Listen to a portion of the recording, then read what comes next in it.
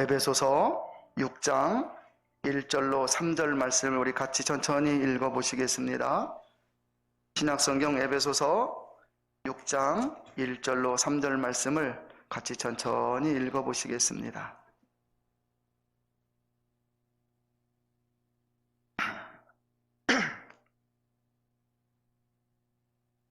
시작. 자녀들아 너희 부모를 주 안에서 순종하라. 이것이 옳으니라.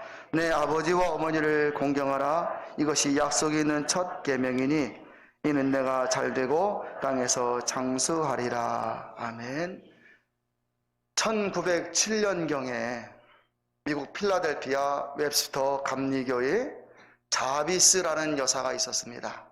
자비스 여사. 이분이 주일학교 교사를 26년간 했습니다.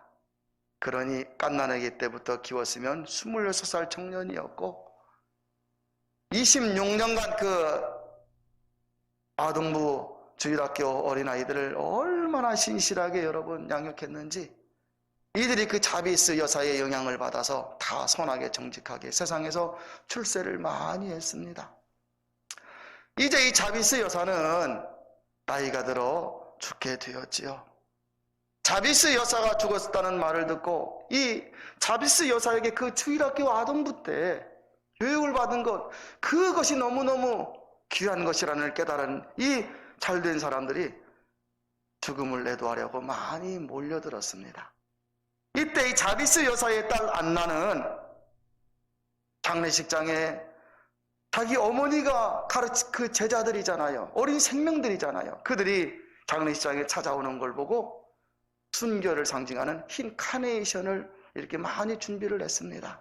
그래서 자기 어머니 장례식장에 찾아온 사람들에게 이 카네이션을 하나씩 채워주기 시작합니다. 이때부터 미국의 어머니 날이 시작된 겁니다. 그래서 어머니를 생각하고 그 자비스 여사의 임종 때 온 그 청년들 또 잘된 사람들은 이 자비스 여사가 영적인 어머니 같은 거예요. 그날은 미국의 어머니 날로 시작되었고 그때부터 이 날이 전 세계에 퍼져서 우리나라까지 이렇게 와서 혹시 어머니날 예전에는 지금은 어버이날 그러잖아요. 왜 아버지는 안 하냐? 그래서 어버이날로 지키며 부모님의 은혜를 깨닫게 하고 있습니다. 인간이 이 세상에 태어나서 가장 먼저 배우는 말이 무슨 말 같습니까? 아빠라는 말입니까? 엄마라는 말 같습니다. 아빠라는 이 발음이 좀 어려운가 봐요. 그래서 아이가 처음으로 하는 말이 엄마라는 말.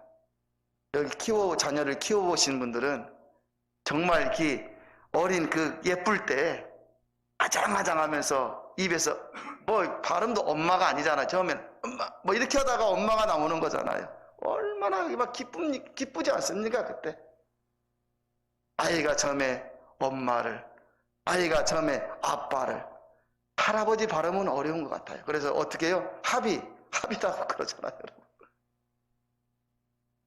처음으로 배우는 말이 바로 엄마라는 말. 그 다음에 인간이 극한 상황에서 부르짖는 말이 어머니라는 말이잖아요. 힘들게 어려울 때 무슨 말 합니까? 어머니 그러잖아요, 여러분. 사형수들이 사형장에서 사형을 당할 때 마지막에 막 부르짖는 소리가 바로 어머니라는 말이랍니다. 이 어머니 사랑, 이게 정말 천륜의 사랑이잖아요, 여러분. 어머니의 사랑은 가식 없는 사랑. 어머니들, 아버지들은 많이 배우지 못했어도 정말 얼마나 고생하며 그 시대를 살아왔습니까? 그런데 그 힘들고 어려운 삶을 살아오면서 많이 배우지 못하고 힘들었어도 자식 사랑은 가식 없는 사랑, 여러분. 하나님이 주신 가장 순수한 마음인 것 같습니다. 1988년 우리나라 올림픽이 열리던 때 12월 7일 날 구소련 아르메니아에서 6.9의 큰 지진이 일어나 2만 5천 명이 죽습니다. 2만 5천 명이. 그런데 그때 거의 9층짜리 건물이 무너지면서 이 콘크리트가 무너지면서 이게 어떤 삼각형 공간이 생겼다 그래요. 그 무너진 잔해 속에서. 그때 이 스잔나 페트로시안이라고 하는 26살 먹은 엄마입니다. 새내기 초보 엄마. 4살 난 딸 가야니. 그런데 이 4살 난 딸 가야니와 스잔나 페트로시안이 26살 먹은 엄마가 그 돌 틈에 어떻게 끼어서 죽지는 않고 거기서 이렇게 생존해 있었습니다. 4살짜리는 본능이잖아요. 배고프면 배고파, 목마르면 목말라 그러잖아요. 지금 칠흑처럼 캄캄한 그 속에서 이 4살짜리 가야니가 엄마 목말라 목말라 막 울부짖습니다. 그러면 엄마는 어떻게 해야 됩니까, 여러분? 이 수잔나 페트로시안 이 26살 먹은 엄마가 바닥을 손으로 이렇게 해보니 손에 뭐가 바닥에 뾰족한 것이 있는 겁니다. 아마 유리 조각 그런 거였던 것 같아요. 그래가지고 그걸 잡아가지고 자기 손가락을 푹 찔러가지고 피가 나는 그것을 그 가야니 4살짜리 입에다 푹 넣어주는 겁니다. 아이는 배고프니까 그걸 쪽쪽쪽 빨면서 그걸 허기를 달래고 또 잠을 자고, 또 배고파하면 또 손가락을 푹 찔러가지고 피를 내서 또 애기 입에다 넣어주고 14일이 지났습니다. 14일이 지나 구조가 되었는데요. 사람들이 구조를 하고 보니 그 여인 스잔나 페트로시안 그 24살 새엄마, 그 새내기 엄마지요. 온 10손가락이 다 피범벅인 거예요. 올 10손가락이. 피를 너무 많이 흘렸고 4살짜리 가야니는 살아났습니다. 어머니의 생명으로 살아난 거예요. 아무 조건 없는 무조건적인 사랑이 바로 어머니의 사랑이지 않습니까? 내가 너에게 이것을 해줄 테니까 너는 나에게 이걸 해줘라, 그게 아니지 않습니까? 예전에 부모님은 그런데요, 지금 부모님은 좀 많이 달라진 것 같아요. 자녀는 자녀고 부모는 부모인 것 같아요. 그래서 이 자녀들도 좀 거리를 두는 것 같습니다. 그러나 예전에 어머니들 보면 무조건적인 사랑이잖아요. 만난 거 있어도 누가 먼저 생각납니까? 자녀가 생각나잖아요. 좋은 거 있으면 자녀에게 입혀주고 싶고 또 먹여주고 싶고, 이게 바로 부모의 사랑입니다. 오늘 성경 에베소서 6장 1절부터 보니까 자녀들아 너희 부모를 주 안에서 순종하래요. 이건 명령이고 그 다음에 뭐라고 합니까? 이것이 옳으니라. 옳은 일이라는 말입니다. 부모에게 순종하고 부모에 효도하는 일은 옳은 일이라는 말입니다, 여러분. 그러면서 너희 아버지와 어머니를 공경하라. 이것은 약속에 있는 첫 계명이니 무슨 뜻이에요? 10계명 가운데 하나님을 향한 계명이 있고 사람을 향한 계명이 있는데 너희 부모를 공경하라, 이게 약속에 있는 첫 계명. 그러면서 무슨 약속을 해줍니까? 이는 너가 잘되고 땅에서 장수하리라. 약속 있는 첫 계명. 여기 공경하라 이 말은 히브리어 카벨이라는 말인데 3가지 뜻을 가지고 있습니다. 존경하라, 순종하라, 기쁘게 하라예요. 정말 어려운 것만 시킵니다. 쉽지가 않습니다. 존경하라, 순종하라, 기쁘게 하라. 코드가 얼마나 어려운지 여러분. 그런데 오늘 이 3가지를 통하여서 정말 부모님에게 조금이라도 효도할 수 있는 가문의 성도들 될 수 있기를 바랍니다. 첫 번째 부모님 효도는 부모를 존경하는 것입니다. 부모가 부족해도 그 부모를 통해 내가 태어났잖아요, 여러분. 우리는 많이 배웠어요. 지식도 있습니다. 잘 입고 다닙니다. 부모님들은 고생만 했습니다. 물론 어려서부터 좋은 부잣집 부모님 가정에서 태어난 성도들도 있습니다. 그런 사람들은 잘 이해가 안 될 수도 있습니다. 그런데요, 대부분은 일반 우리 한국의 역사를 보면 힘들고 어려운 시대를 부모님, 할아버님 세대들이 살아오셨잖아요. 그 부모님을 통하여 내가 태어난 겁니다. 내 삶의 근원이 부모님입니다. 그러므로 부모님을 존경해야 하는 것이지요.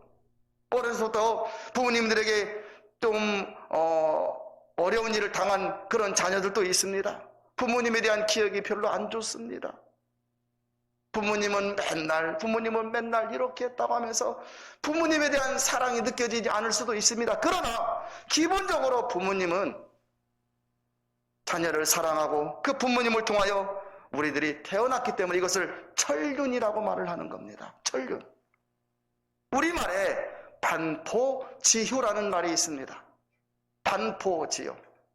까마귀는 늙으면 털이 빠지고 털이 빠지니까 날 수가 없어서 이런 사람들이 많이 있는 곳에는 죽을 수가 있으니까 저 골짜기 양지 뜨는 곳 그런 계곡에 이제 날 수가 없으니까 그곳에서 이 걸어다니면서 지낸대요. 그런데 까마귀가 날 수 없으면 먹을 수가 없으니까 자녀 까마귀들이 그 부모들이 털 빠지고 날 수 없으니까 무엇을 먹이를 물어다가 그 부모 까마귀에게 먹여준다라는 거예요. 이것을 보고 반포지효라는 말이 바로 여기에서 나온 겁니다, 여러분. 하찮은 미물인 까마귀도 그 부모 까마귀를 잊어버리지 않는다면 만물의 영장인 사람이 그 부모에게 효도해야 되는 것은 옳은 일이잖아요, 여러분. 우리 부모님들은 우리나라 역사 가운데 어렵고 힘든 시기를 살아오셨습니다. 우리들이 그래도 이렇게 살고 있는 것은 바로 그분들의 사랑과 수고 때문이라고 생각을 합니다. 저희 부모님도 무일푼으로 논산에서 용안으로 오셔가지고 어느 빈집에서 처음 살림을 시작하셨다라는 거예요. 먹고 살아야 되는데 할 수가 없으니까 지금도 계약하기로는 우리 뒷집에 할아버지 부다분하게 생기고 좀 이렇게 얼굴이 막 번지르르하게 부잣집 할아버지처럼 생겼어요. 지금도 생각해보면 그냥 할아버지 제가 그렇게 불렀어요. 어릴 때. 그 집에서 소를 많이 이렇게 농사를 지니까 그 집에 들어가서 소 챙기질을 하고 그러면서 야, 6남매를 어떻게 키웠는지 저는 참 이게 지금은 자녀들 1명, 2명도 힘들다 그러잖아요. 그런데 그 예전에는 많으신 가정이 있었잖아요, 여러분. 어떻게 키우셨을까? 부모님들은 자기들의 삶이 없었던 것 같아요. 아침에 일어나 일합니다. 누구를 위해서 일하는 거예요? 자녀들을 위해서 일하는 거잖아요. 저녁에 늦게 오면 또 피곤한 육신을 또 그냥 씻고 또 누우면 바로 또 잠이 드시고 우리들이 이렇게 살게 된 것 여러분 부모님의 은혜임을 잊어버리면 절대로 안 됩니다. 살아계신 부모님들 잘해 주십시오. 힘들다 하지 마세요. 제가 우리 아버지 어머니를 다 천국 보내드리고 이렇게 보내드린 후에 생각해 보니까 살아계시면 정말 잘해드릴 것 같아요. 더 잘해드릴 것 같아요. 돌아가시고 보니 못한 것만 잘못한 것만 생각나네요. 살아계신 부모님에게 잘해드리시고 존경하시고 그 다음에 또 부모님이 안 계신 분들은 여러분의 자녀들에게 잘해주려고 노력하십시오. 여러분의 가정을 믿음으로 세우셔서 여러분의 자녀들에게 부모 사랑을 깨닫고 그래서 우리 어머니 아버지가 나를 이렇게 사랑했구나. 여러분의 자녀들을 그렇게 만들어 가시기를 바랍니다. 둘째로 부모님 효도는 부모님에게 순종하는 것입니다. 주 안에서 순종하라 그랬는데 순종이 잘 안 됩니다. 제가 지난주일 디모데 설교를 했습니다. 콜어머니 밑에서 방황할 수도 있지만 디모데는 아버지가 일찍 죽고 홀어머니 밑에서 컸지만 여러분 그 마음에 착한 마음을 가지고 살았습니다. 어머니 말씀이 얼마나 순종을 잘했는지 바울이 디모데를 만났을 때 너무너무 디모데가 귀한 거예요. 그 마음에 착한 마음을 가지고 있고 그 가정이 복음의 가정인 겁니다. 그래서 디모데를 영적인 아들로 삼습니다. 그리고 데리고 다니기 시작합니다. 초대교회 인물로 세우는 겁니다. 순종이 쉽지가 않습니다. 자녀들에게 야 교회 가자. 왜 다른 건 다 되는데 그것만 안 되는지 모르겠어요. 야 성경 좀 읽어라. 어릴 때 우리 어머니가 저한테 성경 읽어라. 너무하니까 제가 철없을 때는 어머니가 오면 성경책을 딱 펴놓고 있는 겁니다. 읽고 있다는 표시잖아요. 순종이 잘 안 됩니다. 그러나 여러분, 그 부모님의 마음을 시간이 지나고 보니 알게 되고, 그 부모님의 마음을 헤아리고, 아, 그 부모님의 사랑이 있었구나. 한마디 한마디는 사랑이 있어 그렇게 깨닫고, 지금에서야 부모님의 큰 사랑을 다시 한번 깨닫게 됩니다. 여러분, 순종이 쉽지는 않겠지만 여러분의 자녀들에게 최대한 헌신의 삶을 보여줌으로써 여러분의 자녀들을 감동시키고 변화시켜 나갈 수 있기를 바랍니다. 1956년에 죽은 이탈리아의 유명한 시인과 작가로 유명한 지오바니 파피니라고 하는 사람이 있습니다. 지오바니 파피니, 아주 유명한 시인님의 작가지요. 지오바니 파피니는 어머니가 얘 교회 다니는 게 싫었습니다. 우리 집은 너무너무 가난한데 어머니는 교회 가는 거예요. 하나님이 복 주신다고 믿는 겁니다. 어머니는 신앙생활을 너무너무 열심히 하는데 그게 싫었습니다. 하나님이 복을 주시면 우리가 먹고 살아야 되고 잘 살게 되는데 왜 우리 집은 이렇게 가난합니까? 하나님은 가짜다. 어머니가 믿는 하나님을 경멸했고 또한 독실하게 신앙생활을 못마땅하게 여기고 그냥 무신론자였습니다. 그런데 어느 날 이 파피니가 중병에 걸립니다. 가난하니까 약을 살 돈도 별로 없었고, 그런데 어느 날 이웃이 말하기를 그 병에는 사람 고기가 특효다라고 하는 그런 말을 한번 듣는 겁니다. 지금도 시골에 가면 개똥이 약 있다 그러잖아요, 여러분. 정말로 시골에서 개똥 주스러 다니는 걸 제가 보았습니다. 그런데 여러분, 사람 고기가 특효라는 말을 듣고 그냥 흘려버리면 되는데 무슨 사람 고기가 오는데 이것이 그 파피니의 어머니의 마음속에는 담겨진 겁니다. 사람 고기를 어디서 구합니까? 어느 날 죽어가는 아들을 보면서 이 파피니의 어머니가 자기 허벅지 살을 도려냅니다. 그리고 그걸로 요리를 해가지고 이 파피니에게 줍니다. 파피니는 그것이 무엇인지도 모르고 먹었는데요, 신기하게 차도가 있어서 병이 나았습니다. 그런데 얼마 있어서 어머니는 아파서 들어 눕게 되는 겁니다. 더 심해지는 겁니다. 병상에 누운 어머니를 붙들던 파피니는 이 어머니의 허벅지가 이상함을 깨닫고 들춰보니 큰 상처가 있어서 그게 덧나 심하게 썩어가는 거예요. 그 상황을 알게 된, 왜 어머니가 갖게 되었는지 그 상황을 알게 된 파피니는 어머니 왜 이렇게 하셨습니까? 막 눈물을 흘렸습니다. 그때 어머니가 파피니에게 이런 유언을 합니다. 사랑하는 아들아, 네가 이것을 보고 놀라느냐? 나는 너를 위하여 생명도 줄 수 있단다. 엄마는 예수님을 믿었기 이제 천국에 간다. 너도 예수님을 믿기를 바란다 하고서 어머니가 유언을 하고 죽습니다. 사랑하는 아들을 위해 살점을 떼어내고 죽어가는 어머니 앞에서 이 파피니는 다짐을 합니다. 어머니, 내가 이제 어머니가 믿은 예수님을 믿고 어머니가 다닌 교회를 다니겠습니다. 작정을 합니다. 그리고 신앙생활을 열심히 하다가 하나님이 독생자를 이 땅에 보내주신 그 사랑, 어머니가 나를 위해서 생명을 주신 그 사랑, 그것이 거의 그 사랑의 의미를 깨닫게 된 것이에요. 어머니가 허벅지를 떼어서 자기를 주었을 때는 생명이 아까웠겠습니까? 하나님이 하나밖에 없는 독생자를 이 땅에 보내 죽게 하셨을 때는 여러분, 하나님이 그 독생자가 아까웠겠습니까? 그 사랑을 깨닫게 된 것입니다. 그래서 어머니 효도하고 싶지만 이제는 어머니가 돌아가셔서 안 계시잖아요. 그 대신 예수님에게 미친 자가 되었어요.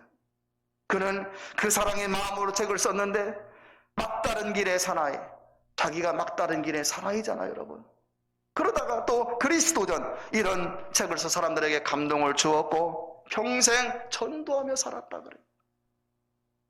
한 어머니의 희생과 사랑이 그 발덩어리 같은 아들의 마음을 녹였고 그 아들을 귀한 구원받은 자녀가 되게 하였고 그 아들의 삶을 통해서 하나님의 영광이 드러나도록 여러분 한 것입니다. 순종과 존경, 부모님에게 살아계실 때 해야 의미가 있잖아요, 여러분.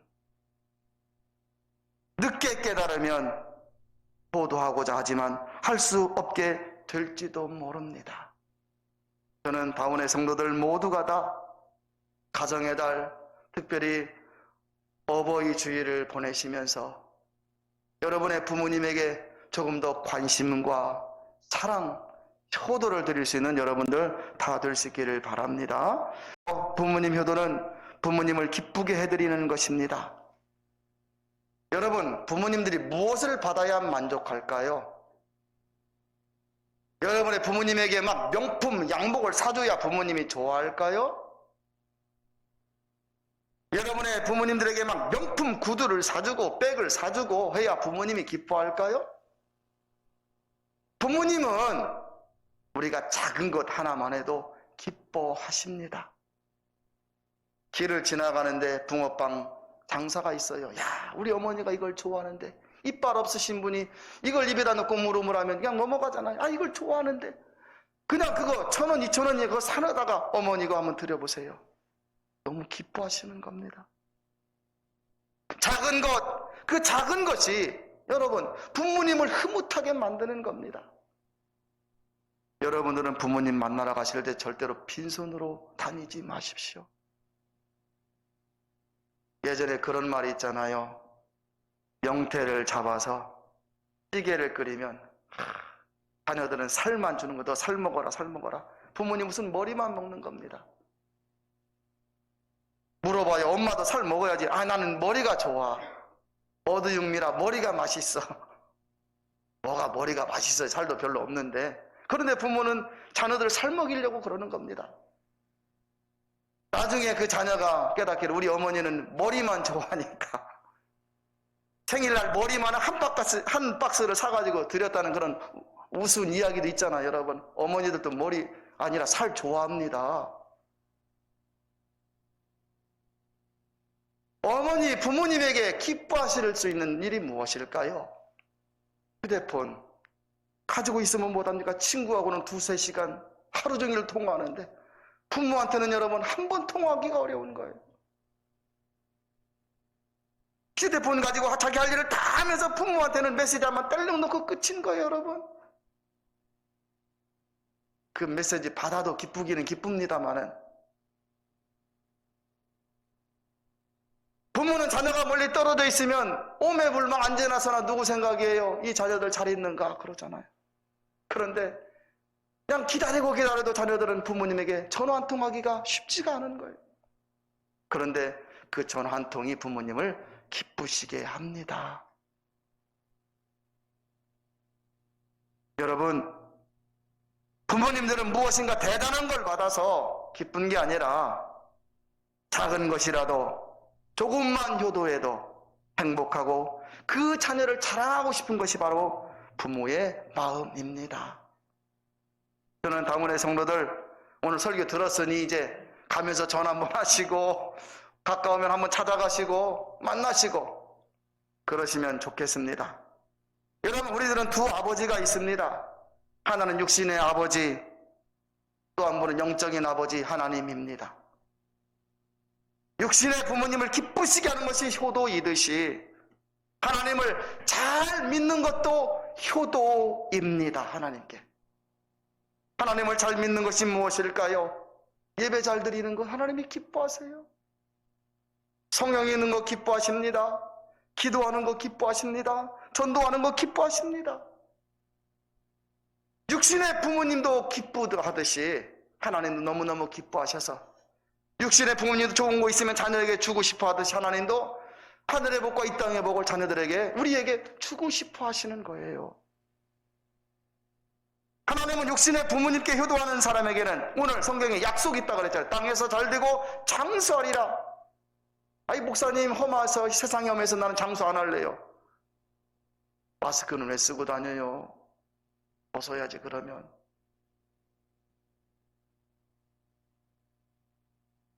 장수한다는 건 힘들게 장수한다는 게 아니라 평안 가운데 더 노년이 복되게 살도록 해주신다는 복이잖아요, 여러분.